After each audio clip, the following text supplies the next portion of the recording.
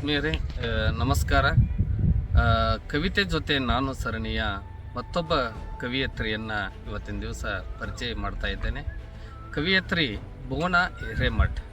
ಇವರು ಕಿತ್ತೂರು ಕರ್ನಾಟಕದ ಭಾಗದಲ್ಲಿ ಭಾಳ ಅಪರೂಪದ ಬರಹಗಾರ್ತಿಯಾಗಿ ಟ್ರಯಲ್ ರೂಮಿನ ಅಪ್ಸರೆಯರು ಅಂತಕ್ಕಂಥ ಒಂದು ಸಂಕಲನವನ್ನು ತಂದಿದ್ದಾರೆ.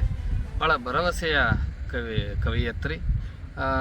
ಟ್ರಯಲ್ ರೂಮಿನ ಅಪ್ಸರೆಯರು ಅಂತಕ್ಕಂಥ ಒಂದು ಕವನ ಸಂಕಲನಕ್ಕೆ ಪ್ರಜಾವಾಣಿಯ ದೀಪಾವಳಿ ಸ್ಪರ್ಧೆಯಲ್ಲಿ ಬಹುಮಾನವನ್ನು ಪಡೆದಿರ್ತಕ್ಕಂಥದ್ದು.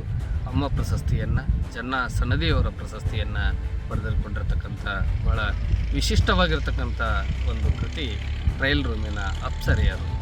ಆ ಒಂದು ಕೃತಿಯಲ್ಲಿರ್ತಕ್ಕಂಥ ಒಂದು ಕವಿತೆಯನ್ನು ನಿಮ್ಮ ಎದುರುಗಡೆ ಇವತ್ತಿನ ದಿವಸ ಪ್ರಸ್ತುತಪಡಿಸ್ತಾ ಇದ್ದೇನೆ.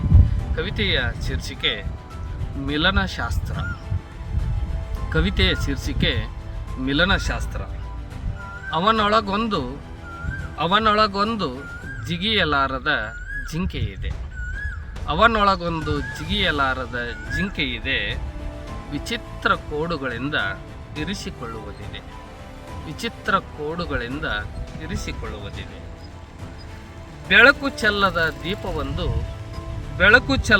ದೀಪವೊಂದು ಸದಾ ಉರಿಯುತ್ತಲೇ ಇದೆ. ಬೆಳಕು ಚೆಲ್ಲದ ದೀಪವೊಂದು ಸದಾ ಉರಿಯುತ್ತಲೇ ಇದೆ.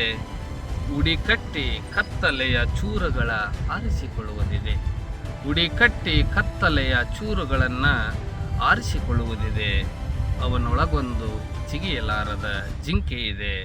ವಿಚಿತ್ರ ಕೋಡುಗಳಿಂದ ಇರಿಸಿಕೊಳ್ಳುವುದಿದೆ. ಅಶರೀರ ಪ್ರೇಮವೆಂದು ಮಾತನಾಡುವುದಿಲ್ಲ. ಅಶರೀರ ಪ್ರೇಮವೊಂದು ಮಾತನಾಡುವುದಿಲ್ಲ. ಮೌನದ ಬತ್ತಳಿಕೆಯಲ್ಲಿ ಮಿಲನವ ತಡುಕುವ ಶಾಸ್ತ್ರವೊಂದನ್ನು ಓದಬೇಕಿದೆ.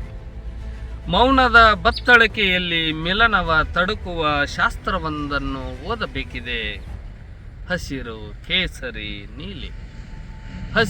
ಕೇಸರಿ ನೀಲಿ ಯಾವುದೂ ಬೇಡ. ಕಪ್ಪು ಆಗಸದಲ್ಲಿ ನಕ್ಷತ್ರವೊಂದು ಈಜಿದಂತೆ ಅವನ ಆತ್ಮದೊಳಗೆ ಸುರಂಗ ಹೊಡೆಯುವ ಕಲೆ ಮೆರೆಯಬೇಕಿದೆ. ಮೆರೆಯಬೇಕಿದೆ. ಧನ್ಯವಾದಗಳು.